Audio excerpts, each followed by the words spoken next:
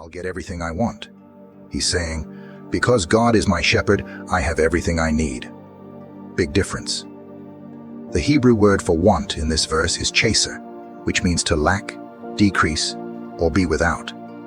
David is saying, if God is my shepherd, I will never lack what is truly necessary for me. That means, if you need peace, He provides it. If you need strength, He supplies it. If you need wisdom, He gives it. If you need provision, He is faithful. God is not just a provider. He is the provider. God's provision in the Bible. The Bible is full of stories of God showing up and providing exactly what His people need, sometimes in the most unexpected ways. Manna in the wilderness, Exodus 16. When the Israelites had no food, God literally rained down bread from heaven. Elijah and the ravens, 1 Kings 17. God sent birds to bring food to Elijah during a drought. Jesus feeding the 5,000, Matthew 14. 5 loaves and 2 fish? Not a problem when God is in charge. God has never failed to provide, and He's not going to start now. The problem: we doubt the shepherd. The reason many of us feel like we lack is because we don't fully trust the shepherd. We stress about money instead of believing He will provide. We worry about the future instead of trusting His guidance. We chase after things, thinking they'll fulfill us, instead of resting in what God has already given. It's like a sheep wandering away from the pasture, thinking it will find better food on its own. But what happens? It gets lost, hungry, and vulnerable. The best place a sheep can be is close to the shepherd. And the best place you can be, trusting in the Lord. How do we walk in God's provision? So, how do we move from worrying about what we lack to walking in confidence that God will provide? 1. Recognize that God knows what you need before you even ask. Jesus said in Matthew 6:8, "Your Father knows what you need before you ask Him." 2. Pray with expectation. Philippians 4:6-7 tells us to bring our requests to God with thanksgiving and trust that His peace will guard our hearts. 3. Seek first His kingdom. Matthew 6:33. Seek first the kingdom of God and His righteousness, and all these things will be added to you. 4. Rest in His timing. Sometimes God's provision isn't immediate, but it's always on time. His delays are not His denials. The hidden secret: your shepherd is enough. Here's the real secret. God Himself is your provision. When David says, "I shall not want," he's not just talking about things. Es un cambio de perspectiva, pero ese pequeño cambio transforma todo. Porque cuando te das cuenta de que cada cosa buena que te sucede es también parte del plan de Dios, entonces comienzas a vivir con un agradecimiento profundo. Y cuando vives agradecido, tu vida se llena de paz y gozo. Y de eso se trata involucrar a Dios en todo, de no dejar que las circunstancias te controlen, sino de vivir con la certeza de que, pase lo que pase, Él está obrando en tu vida. Así que, si hasta ahora has sentido que a veces Dios está en una parte de tu vida pero no en todas, este es el momento perfecto para invitarlo a estar presente en cada rincón. Porque créeme, cuando haces eso, no hay área de tu vida que no se vea transformada. Y lo mejor es que no necesitas hacer nada complicado. Solo necesitas abrir tu corazón y decir, Dios, aquí estoy, haz tu voluntad en mí. Ahora que ya hemos puesto la mesa, vamos a ir entrando en materia, porque aquí viene lo interesante. Seguro que te has preguntado más de una vez, ¿cómo hago para que Dios realmente esté presente en mi día a día? Y mira, no es algo místico ni fuera de nuestro alcance. No es una experiencia reservada solo para algunos. Es algo a lo que todos podemos acceder. Y te aseguro que cuando lo pones en práctica, empiezas a notar los cambios. El primer paso para involucrar a Dios en todo es reconocer su lugar en tu vida. Esto suena sencillo, pero es clave. ¿Cuántas veces actuamos como si todo dependiera de nosotros? Como si nuestra fuerza, inteligencia o habilidad fueran lo único que determinará si algo sale bien o mal. Y no te digo que esas cosas no sean importantes, claro que lo son, pero cuando te das cuenta de que hay algo más grande que tú moviendo las piezas, la manera en que enfrentas todo cambia. Voy a serte honesto, muchas veces pensamos en Dios como una especie de plan de respaldo. Algo así como, bueno, Si las cosas no salen como quiero, entonces le pido ayuda a Dios. Pero, ¿y si cambiamos esa mentalidad? ¿Y si en lugar de verlo como el último recurso, lo ponemos en el primer lugar desde el principio? Ahí es donde todo empieza a cambiar. Involucrar a Dios no es solo decir, Dios, ayúdame cuando me equivoque. Es decir, Dios, guíame para que tome el mejor camino desde el principio. Porque cuando haces esto, estás poniendo todo en sus manos desde el arranque, no solo cuando las cosas se ponen difíciles. Imagina que empiezas tu día así. Antes de que suene la alarma, antes de revisar el teléfono o sumergirte en las tareas diarias, simplemente haces una pausa y dices, Dios, te entrego este día. Quiero que seas parte de todo lo que haga hoy. Esa simple oración puede cambiar toda la dinámica de tu jornada. De repente, todo lo que enfrentas tiene un sentido diferente, porque estás viendo las cosas desde una perspectiva mucho más elevada. Ahora, no me malinterpretes, no es que de repente todo Interpretan esto como un lugar de tormento eterno, pero veamos más de cerca lo que las Escrituras realmente dicen. El Apocalipsis dice que la muerte y el Hades, la sepultura, serán arrojados al lago de fuego, y que el lago de fuego es la muerte segunda. 20:14. Ahora, ¿cómo puede morir la muerte? Esto solo tiene sentido si entendemos que el lago de fuego representa la destrucción final y completa. El profeta Malaquías describe ese día así: porque he aquí, viene el día ardiente como un horno, y todos los soberbios y todos los que hacen maldad serán estopa. Aquel día que vendrá los abrasará, dice el Señor de los ejércitos, y no les dejará ni raíz ni rama. 4:1. ¿Percibes el lenguaje usado? Como paja que es quemada completamente, sin dejar nada. No hay mención de un fuego que quema eternamente sin consumir. El apóstol Pedro también habla sobre esto. Pero el día del Señor vendrá como ladrón en la noche, en el cual los cielos pasarán con grande estruendo, y los elementos ardiendo serán deshechos, y la tierra y las obras que en ella hay serán quemadas. 2 Pedro 3:10. Este fuego purificador eliminará todo vestigio del pecado y sus efectos. Será el fin definitivo del mal. Después de esto, Dios creará cielos nuevos y tierra nueva, en los cuales mora la justicia. 2 Pedro 3:13. La justicia de Dios. Algunos pueden pensar, pero eso no es justo. ¿Cómo puede Dios destruir a personas que nunca oyeron hablar de Jesús? Es una pregunta válida. Veamos lo que la Biblia dice sobre esto. Primero, es importante entender que Dios es perfectamente justo. La Biblia dice que los caminos del Señor son rectos, los justos andarán por ellos. Oseas 14:9. Dios no cometerá ninguna injusticia.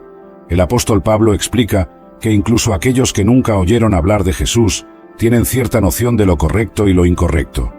Porque cuando los gentiles que no tienen ley hacen por naturaleza lo que es de la ley, estos, aunque no tengan ley, son ley para sí mismos. Romanos 2:14. Esto significa que Dios juzgará a cada persona de acuerdo con la luz que tuvo. Jesús dijo, a todo aquel a quien se haya dado mucho, mucho se le demandará, y al que mucho se le haya confiado, más se le pedirá. Lucas 12:48. Además, la Biblia sugiere que habrá diferentes grados de castigo. Jesús habló de ciudades que serían juzgadas con más rigor que otras, por haber rechazado mayores evidencias. Mateo 11:20-24. Dios conoce el corazón de cada persona. Él sabe quién realmente lo buscó y quién lo rechazó. Podemos confiar en que su juicio será perfectamente justo. La misericordia de Dios. ¿Pero qué hay de la misericordia de Dios? Después de todo, la Biblia dice que Él es misericordioso y clemente, lento para la ira, y grande en misericordia y verdad.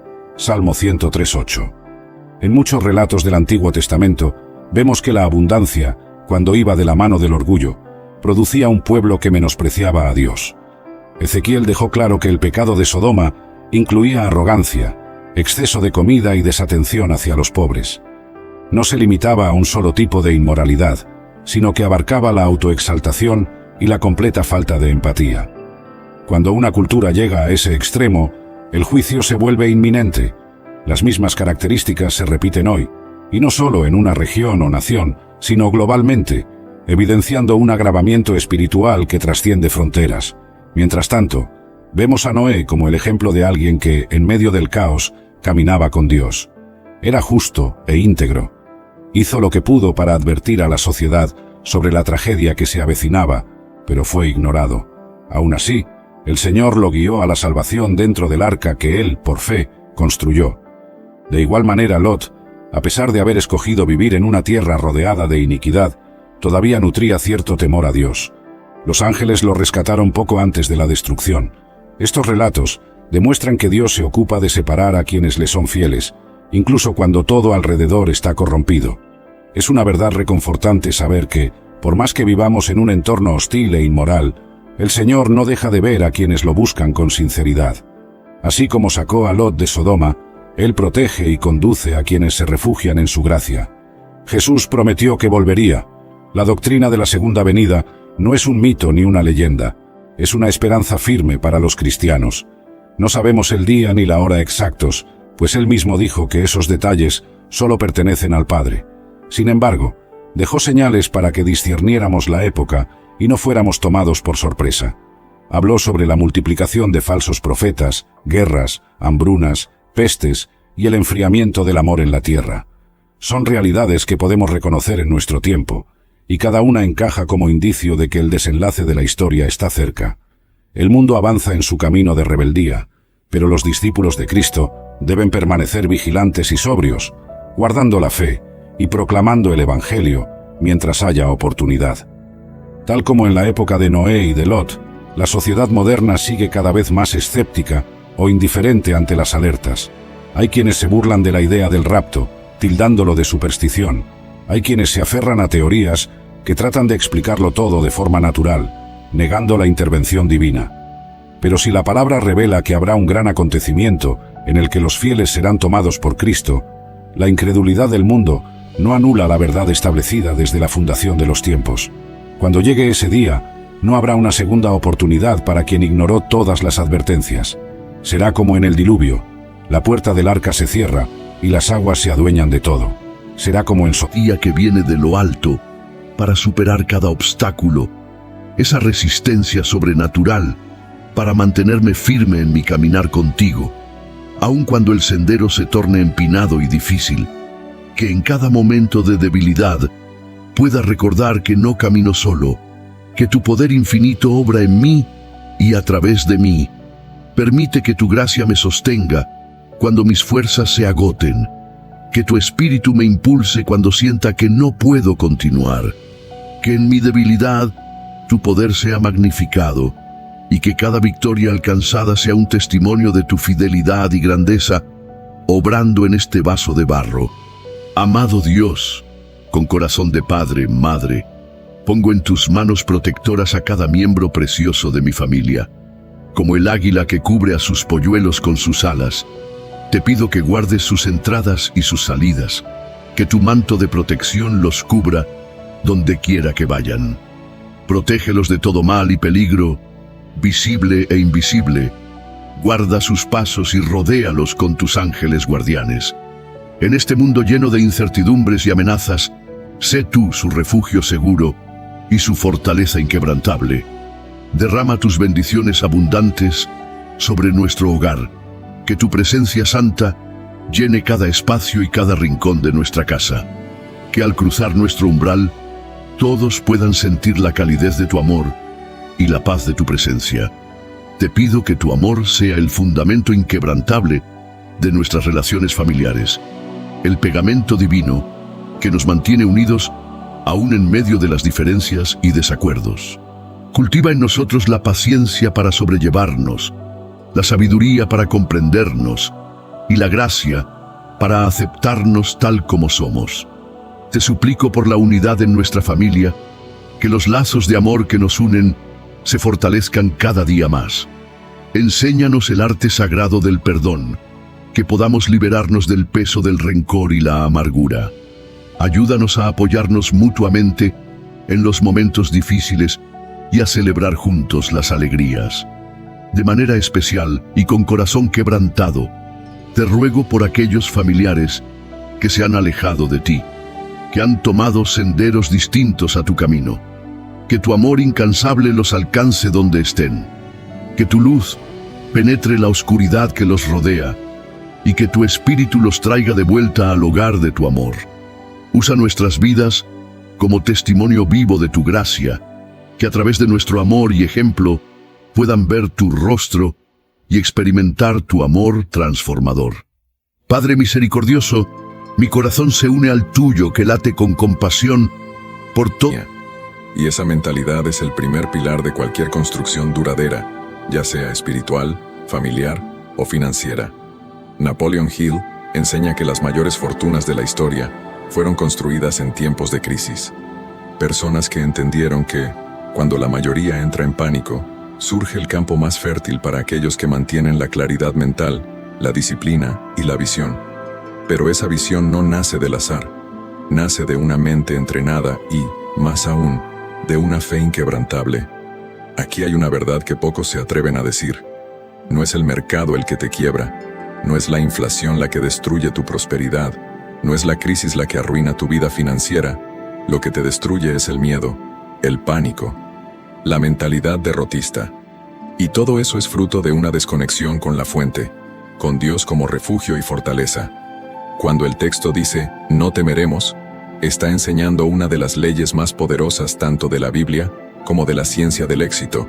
El miedo paraliza, la fe mueve montañas. Quien opera en la frecuencia del miedo, toma decisiones apresuradas, vende activos a la baja, se desespera, abandona proyectos y se esconde. Quien opera en la frecuencia de la fe, observa, espera, actúa estratégicamente, compra oportunidades que pocos ven, expande cuando otros están retrocediendo. Esto no es una visión mística, es una realidad comprobada en la historia de los negocios, las finanzas y la vida de toda persona que prospera. Y por eso, tanto el Salmo 46 como las enseñanzas de Napoleon Hill se alinean perfectamente. Ambos están diciendo lo mismo en lenguajes distintos.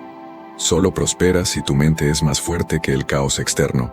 Pero esa fuerza no nace de la nada. Nace del entendimiento de que, aunque la tierra se remueva, aunque los montes se estremezcan, Dios sigue en su trono.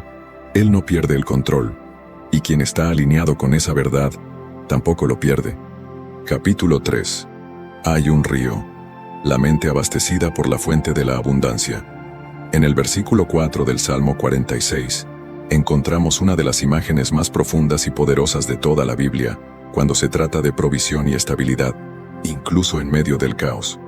Hay un río cuyas corrientes alegran la ciudad de Dios, el santuario de las moradas del Altísimo. Esto es más que una simple metáfora espiritual. Es una revelación de cómo funciona la abundancia en la vida de quien decide alinearse con Dios y con sus principios. Mientras el mundo vive en sequía, escasez, desesperación y crisis, la palabra revela que existe un río constante, inagotable, que no depende de las circunstancias externas. Es la fuente de provisión, inspiración, claridad mental y abundancia que proviene directamente de Dios. Y explible. La ciudad ya estaba revolucionada con los rumores acerca del sepulcro vacío de Jesús. Los líderes religiosos se afanaban por controlar la versión de los hechos, difundiendo la historia de que los discípulos habían robado el cuerpo durante la noche. Y entonces, como desafiando todo intento de negar la resurrección, personas fallecidas hacía tiempo empezaron a aparecer por la ciudad. No eran apariciones fantasmales o visiones etéreas, sino seres físicos reconocibles que habían recibido sepultura completa y ahora caminaban otra vez entre los vivos. El texto bíblico no nos proporciona detalles sobre quiénes eran esos santos. No sabemos sus nombres, cuántos eran, ni cuánto tiempo habían estado muertos. Tal vez se trataba de profetas cuyas palabras fueron ignoradas, justos que habían sido perseguidos, o fieles que mantuvieron la esperanza mesiánica en tiempos difíciles. Un hombre de Jerusalén podría haber recibido la visita de su padre amado, a quien había enterrado hacía años, o una mujer contemplado a su hijo, cuya muerte había llorado, apareciendo en la puerta de su casa. ¿Cómo es posible? ¿Qué significa todo esto? Serían las preguntas en todos los labios. Estos santos resucitados eran un testimonio vivo del poder de Cristo sobre la muerte. No aparecieron al azar, sino que entraron en la ciudad y se aparecieron a muchos. Su resurrección cumplía un propósito testimonial. Eran pruebas andantes de que había ocurrido algo sin precedentes. La barrera entre la vida y la muerte se había quebrado definitivamente. Mientras los eventos sobrenaturales se desarrollaban, volvamos la mirada al huerto donde yacía el cuerpo de Jesús. José de Arimatea, un miembro del consejo y seguidor secreto de Jesús, obtuvo permiso de Pilato para bajar el cuerpo de la cruz y colocarlo en su sepulcro nuevo, excavado en la roca. Los principales sacerdotes y fariseos, recordando las palabras de Jesús sobre resucitar al tercer día, fueron a Pilato al día siguiente. «Señor», le dijeron, «recordamos que aquel engañador, mientras vivía, dijo, después de 3 días resucitaré. Ordena, pues, que el sepulcro se asegure bien hasta el tercer día, no sea que vengan sus discípulos de noche y lo roben, y digan al pueblo, ha resucitado de entre los muertos». Pilato les concedió una guardia de soldados romanos, profesionales cuya vida dependía de cumplir órdenes. Para asegurar aún más la tumba, los sacerdotes sellaron la gran piedra que bloqueaba la entrada, posiblemente usando cuerdas tensadas sobre la piedra y fijadas con un sello oficial a ambos lados. Los guardias se apostaron allí, listos para una larga vigilancia. Tal vez conversaron sobre los hechos extraños que habían presenciado, las tinieblas inexplicables, el terremoto. Algunos pudieron haber estado presentes en la crucifixión y oído el testimonio del centurión. Lo que sucedió en la madrugada del tercer día fue tan asombroso que transformó para siempre la vida de estos hombres. Mateo registra que hubo un gran terremoto, pues un ángel del Señor descendió del cielo, quitó la piedra y se sentó sobre ella. Su aspecto era como un relámpago. God's silence doesn't mean his absence. Sometimes he uses seasons of silence to grow our faith, to teach us patience, or to prepare us for what's ahead. In those moments, trust that he is still at work, even if you can't see or feel it.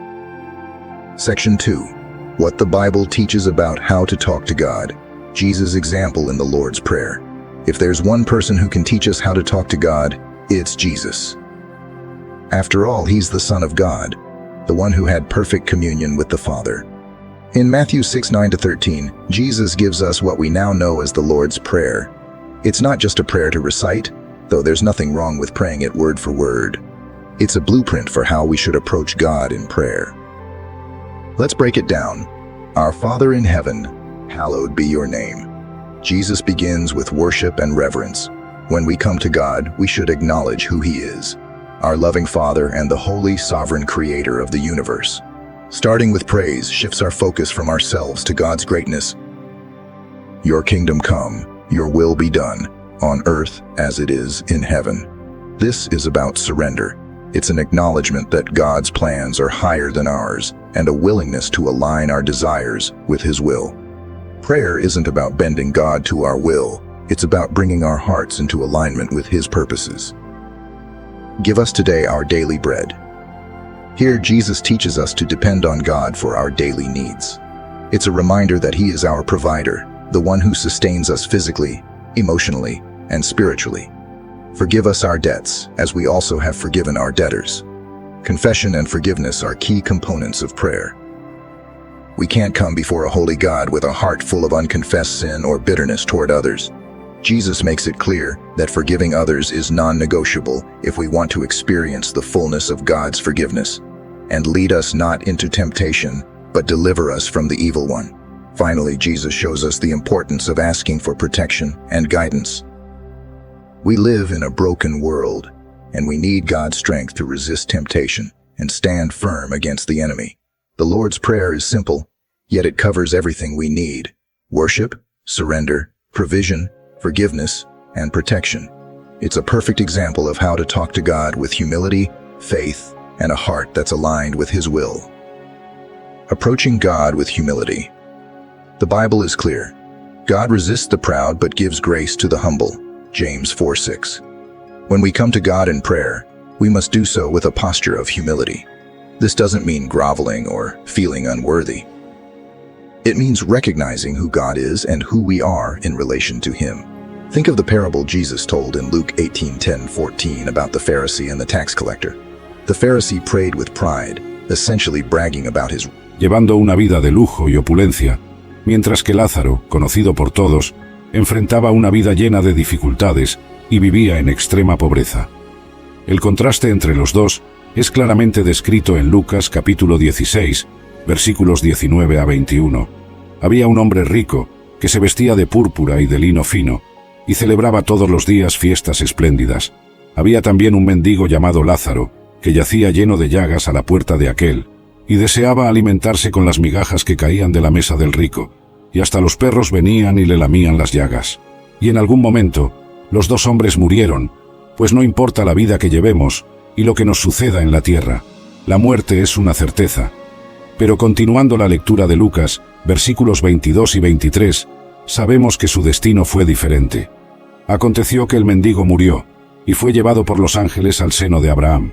Y murió también el rico, y fue sepultado. Y en el infierno alzó sus ojos, estando en tormentos, y vio de lejos a Abraham y a Lázaro en su seno.